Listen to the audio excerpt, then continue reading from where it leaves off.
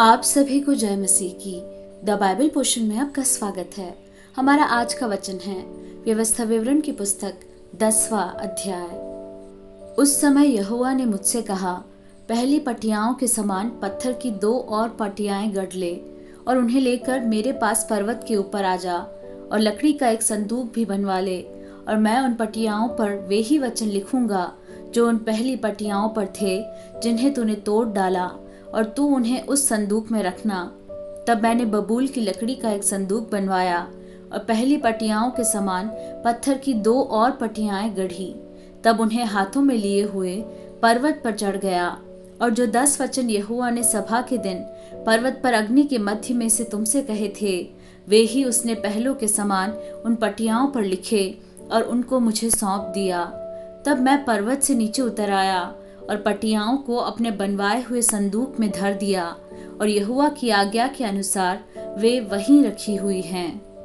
तब इस्राएली याकानियों के कुओं से कूच करके मोसेरा तक आए। वहां हारून मर गया और उसको वहीं मिट्टी दी गई, और उसका पुत्र एलियाजार उसके स्थान पर याजक का काम करने लगा।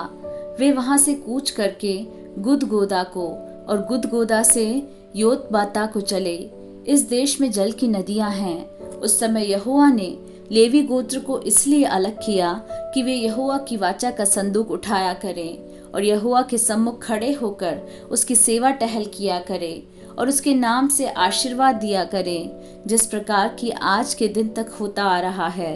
इस कारण लेवियों को अपने भाइयों के साथ कोई निज अंश या भाग नहीं मिला। यहोवा ही उनका निज भाग है, जैसे कि तेरे परमेश्वर यहोवा ने उनसे कहा था।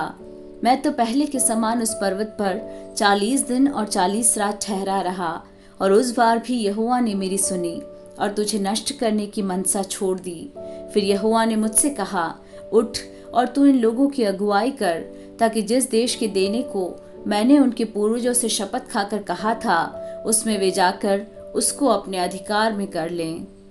अब हे इस्राएल, तेरा परमेश्वर यहोवा तुझसे इसके सिवाय और क्या चाहता है कि तू अपने परमेश्वर यहोवा का भय माने और उसके सारे मार्गों पर चले, उससे प्रेम रखे और अपने पूरे मन और अपने सारे प्राण से उसकी सेवा करे, और यहोवा की जो जो आज्ञा और विधि मैं आज तुझे सुनाता हूँ उनको ग्रहण करे, जिससे तेरा भला हो। सुन, स्वर्ग और सबसे ऊंचा स्वर्ग भी और पृथ्वी और उसमें जो कुछ है वह सब तेरे परमेश्वर यहोवा ही का है।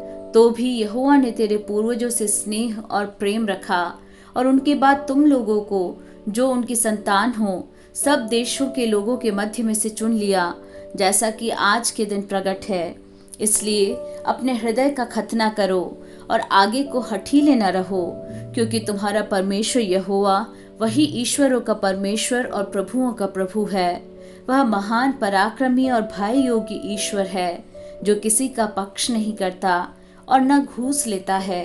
वह अनाथों और विधवा का न्याय चुकाता और परदेशियों से ऐसा प्रेम करता है कि उन्हें भोजन और वस्त्र देता है। इसलिए तुम भी परदेशियों से प्रेम भाव रखना, क्योंकि तुम भी मिस्र देश में परदेशी थे।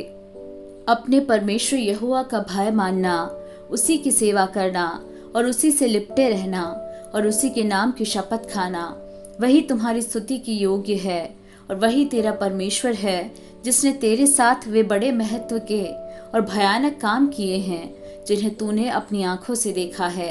तेरे पुरखा जब मिस्र में गए तब 70 ही मनुष्य थे, परंतु अब तेरे परमेश्वर यहोवा ने तेरी गिनती आकाश के तारों के समान बहुत कर दी है।